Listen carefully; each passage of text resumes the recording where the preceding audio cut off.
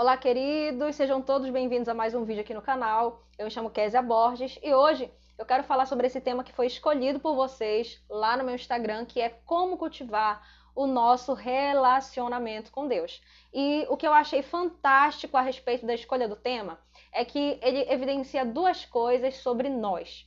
Primeiro, nós temos dificuldade em ter um relacionamento com Deus. E segundo, é que nós sabemos o quanto isso é importante e nós queremos esse relacionamento com Deus. Então fica comigo até o final, que eu espero sinceramente que você saia edificado aqui desse vídeo. E se você ainda não é inscrito no canal, se inscreve, também deixa seu like nesse vídeo, tá bom? Então, bora pro tema. Quando eu falo sobre relacionamento, a própria palavra, ela já vai descrever o ato de você estar próximo de alguém, o ato de você conviver com alguém. Relacionamento ele vai identificar uma conexão. E conexão é uma coisa, está ligada à outra.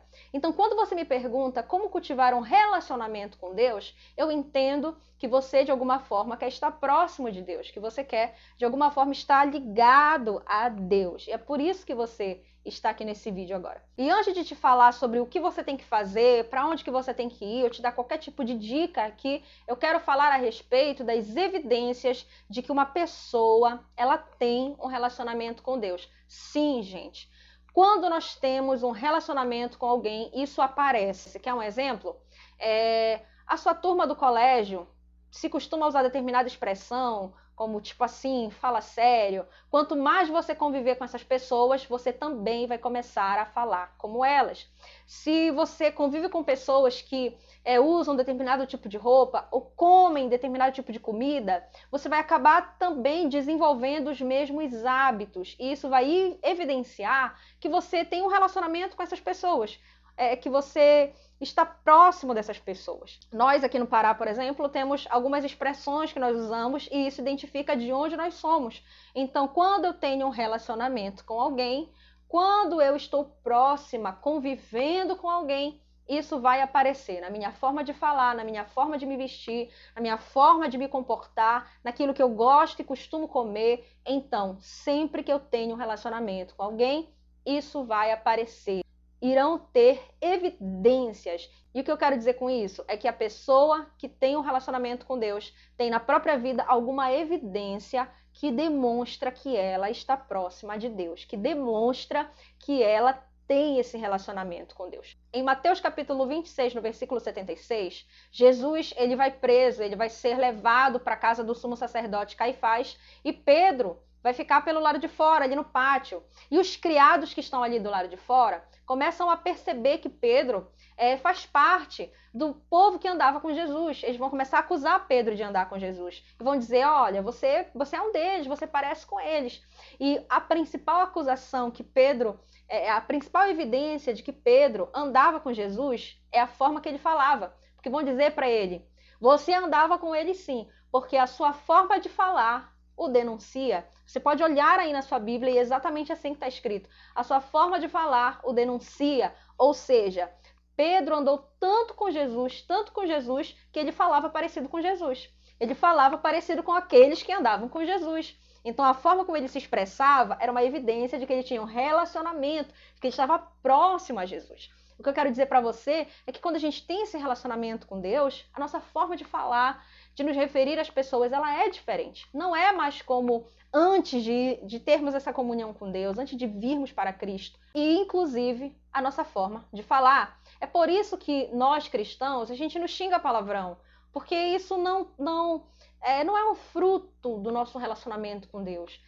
Não nos identifica como aqueles que andam com Deus. Em Colossenses capítulo 3, versículo 8, Paulo diz assim, se livrem de tudo isso, raiva, ódio, difamação e a forma indecente de falar, palavras indecentes. Então ele nos orienta que nós devemos nos livrar dessa forma de nos referirmos, de nos expressarmos. Isso significa que a forma como nós falamos, ela é uma forma diferente. Isso é evidência do meu relacionamento com Deus. Quanto mais eu ando com o Senhor, quanto mais eu me relaciono com o Senhor, até a forma que eu falo, ela é uma forma diferenciada. Outra coisa, e uma das coisas principais que mudam quanto mais você caminha com Deus, quanto mais você se relaciona com Deus, é a sua própria forma de ser. O relacionamento com Deus, ele influencia diretamente o nosso caráter, influencia diretamente quem nós somos. Quer um exemplo disso? Quando João Batista estava lá no deserto do Jordão, pregando o arrependimento, ele batizava as pessoas. E quando as pessoas elas voltavam do batismo, elas levantavam das águas do batismo, elas perguntavam para João: e agora, João, o que eu tenho que fazer? E João aconselhava que elas mudassem a sua conduta. Por exemplo, ele dizia para os soldados: vocês que praticam extorsão, parem de extorquir as pessoas, parem de agir como vocês agiam antes.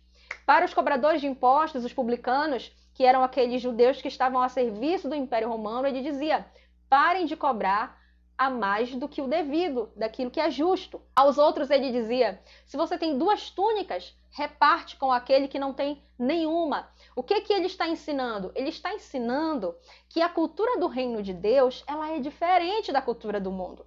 Ela é diferente da cultura ímpia, da cultura mundana.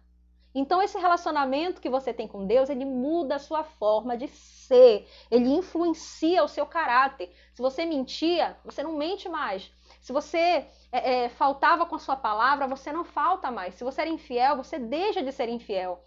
E observe uma coisa, eu não quero que você pegue as minhas palavras e comece a apontar ela para alguém. Ah, eu conheço um crente que é assado, que é cozido, que mente, que faz isso ou faz aquilo. Eu quero que você olhe para você e para a sua conduta. Você precisa olhar para si mesmo.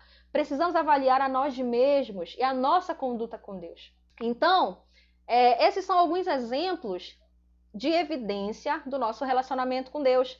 Gente, é impossível caminhar com Deus e não ter alguma coisa que demonstre que a gente caminha com Deus. O próprio Cristo falou: vocês têm que ser o sal da terra e vocês têm que ser a luz do mundo. E ele diz: e ninguém pega uma candeia, que é a lâmpada da época de Cristo, e esconde ela, mas coloca num lugar estratégico para iluminar toda a casa. Ele está dizendo: se você é luz, você tem que iluminar, você tem que fazer a diferença. As obras de justiça têm que aparecer. Precisa ter fruto, precisa ter evidência de que eu caminho com Deus. Então eu quero ler aqui com você Efésios capítulo 4, versículo 22 ao 24, que diz assim: quanto à antiga maneira de viver, vocês foram ensinados a despir-se do velho homem, que se corrompe por desejos enganosos, a serem renovados no modo de pensar e a revestir-se do novo homem, criado para ser semelhante a Deus em justiça e em santidade proveniente da verdade. Então toda aquela nossa forma antiga de ser tem que ficar no passado. E o nosso relacionamento com Jesus, que influencia diretamente a nossa vida, precisa ficar em evidência.